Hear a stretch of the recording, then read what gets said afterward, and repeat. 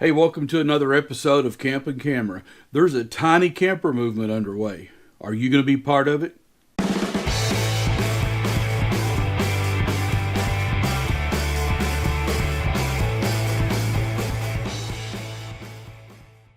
Hey, welcome back to the channel, everyone. If this is your first time here, welcome aboard. And if you're a repeat watcher, welcome back. And if you are a repeat watcher, you know that we like to talk about tiny campers. We like to talk about building them, using them, just enjoying them. And I'm so excited about today's episode because there's a movement going on. There is absolutely a tiny camper movement going on. For one thing, camper sales in general are way up this year. I've read where some RV lots are down on their inventory like 30–40%. I guess the COVID, people are wanting to go camping because they know it's safer than going to Disney World. There are tiny camper companies out there, and I won't name them because I don't want to misquote and get them, missing orders. But there are tiny camper companies out there I've heard that they're back ordered on their sales for like a year. So there is absolutely a camping movement, and I think more specifically a tiny camper movement taking place in this country and maybe even around the world. In today's episode, I want to talk about some of the builds that I've been seeing, and I want to talk about what's to come. So let's get started. This first camper I want to show you comes from Hess and Henrietta Nomar from West Virginia. This is a really cool camper. They built it from a $50 boat trailer they found used somewhere, and they ended up putting a composite decking on the floor. I've never seen that done before. The overall size is a 5 foot wide by 10 foot long. They used 5 by 10 sheets of aluminum, so there would be no seams when they were, boxing in the thing. Now they painted the aluminum to match their truck. I was wondering how on earth did they find aluminum in that cool color? Well, he knows how to paint, so he painted himself. I think that's pretty cool. They put an air conditioner and a flat screen TV in the cabin. And check out this West Virginia map in the galley. I think this is one of the coolest things I've seen. Overall, it took them about 4.5 months to complete the project, and they took their first trip to the Smoky Mountains. And the reason I know that is I was actually getting messages from them saying, hey, we're on the road, we're on the way there. Got pictures of the campsite. They could not have been more excited about getting the camper built and getting it used, and I was just excited for them. So Hess and Henrietta, congratulations on that beautiful build. This next camper, even though I didn't build it, even though it doesn't belong to me, it holds a special place in my heart because the builder, Brian Zimney from Oregon, actually built his own version of the Camp Easy Teardrop based on my blueprints. Now, I haven't put this out there on the channel, but there have been a few people contact me about blueprints, and I've made those available. He was one of those, and check out this cool build he did. He modified the template by making it thicker on the bottom, and he's going to add space for storage underneath the bed. I thought that was a really great idea, and I like my own Camp Easy, I really do, but it is a teardrop, and anytime you can get more storage, the better, so I think that was a clever solution. He added a starlight window on the roof, so when you're laying in the bed, you can look up and see the stars. And my wife, every time I show her this photograph, she's like, why didn't you do that to our camper? So, nice job on that, Brian. He put diamond plate along the bottom sides, which I think is a pretty cool accent. And by the time this video is out, he will have taken his first trip in it. So the pictures that I'm showing you, he's just finishing it up.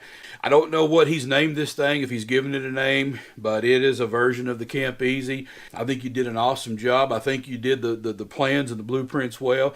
Congratulations, Brian. I was tickled to follow your build, and thanks for sending in those photographs. Before we jump into the next camper, I want to show you something that I think is pretty neat. Several episodes ago, probably, I don't know, back in April, somewhere in there, I did an episode on social distancing teardrop style. In that episode, I did a review of this little SUNGLIFE weather radio. It's got a lot of, pretty cool features I'll show you here in a minute. But SUNGLIFE, after I did the video, they reached out to me. And they pretty much said, thanks for showing it on your episode. What did you like and what did you not like? And I told them that, I like the functions of the radio, but I wasn't real wild about the red color and about the chrome bezel around the flashlight or the knobs on the back. check this out. They asked me, they said, well, if you were designing it yourself, what color would you have made it? Well, obviously, I like green. That's what I did my Camp Easy Teardrop in. So, probably should have had this open before. They just sent over a brand new one that they redesigned, no cost, and I'm not getting paid to show this thing. I think it was just more of appreciation. They made a green version of it. It's got a black bezel for the flashlight and black knobs for the radio. I just think this looks so cool compared to the original. I don't know, it just has a good feel in your hands, good classy design. I'll be looking real forward to sticking this on the cabinet or the countertop of the galley and using that as I camp. Now there's like a protective film over top of this because there's a solar panel on top. Now, this little solar panel is supposed to recharge the lithium-ion battery that's inside of it. And when you flip the solar panel up, you'll see there's a flashlight or an aerial light in addition to the flashlight that's on the front. This thing has three different ways you can power it. One is through the solar panel. It also has a lithium-ion battery that's inside of it. You can also put AAA batteries in it, or you can plug it into a USB charger. So there's a variety of ways that you can use this. It has a USB port on the back of it, so you can power a USB device, probably charge your phone. And it has AM/FM weather radio with a flip-up antenna. There's probably something I'm forgetting. Has a lot of features. Oh, I forgot another power source. It also has a hand crank so you can charge it back up if everything goes dead and that's your last resort. So thank you, SUNGLIFE, for making this in the color that I said was cool and sending this over. I'm going to be sure to use this on my camper. So if you like backpacking and hiking and camping, but you don't like sleeping on the cold, hard ground in a tent, you may want to consider building a teardrop or tiny camper. And that's exactly what Danny and Paige from Wonder Tears did. Wonder Tears is their social media outlet. I'll put some links to that below. But these are very, very active teardrop campers. You're liable to see them anywhere. Build a beautiful camper. Basically, he downloaded a free program called SketchUp, and I think it took him a 3 months just messing around with it to learn how to use it to, where he was satisfied. And he made up a set of blueprints.